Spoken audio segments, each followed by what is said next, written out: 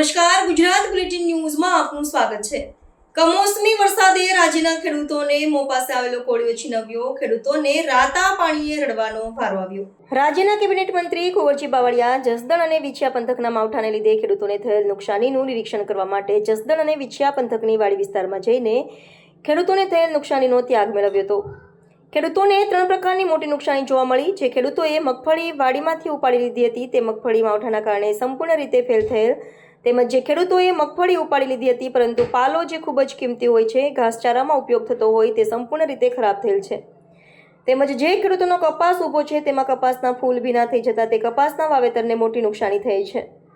Cabinet મંત્રી કુંવરજી બાવળિયા ખેડૂતો પાસે નુકસાનીનો ત્યાગ મેળવવા રૂબરૂ ગયા એ સમયે ખેડૂતો ભાવુક થઈને રડતા રડતા નુકસાનીની વેદના ઠાલવી હતી। સરકાર તરફથી વહેલી તકે વળતર મળે તેવી આશા સાથે ખેડૂત મહિલાના આંખમાંથી આંસુઓની ધારા વહી રહી હતી અને હૈયામાંથી આખા વર્ષની ખેતીમાં કરેલી મહેનત પર પાણી ફરી વળ્યું તેની વેદના સાથે કુદરતી આફતની હૈયારુદન સાથે વેદના ઠાલવી।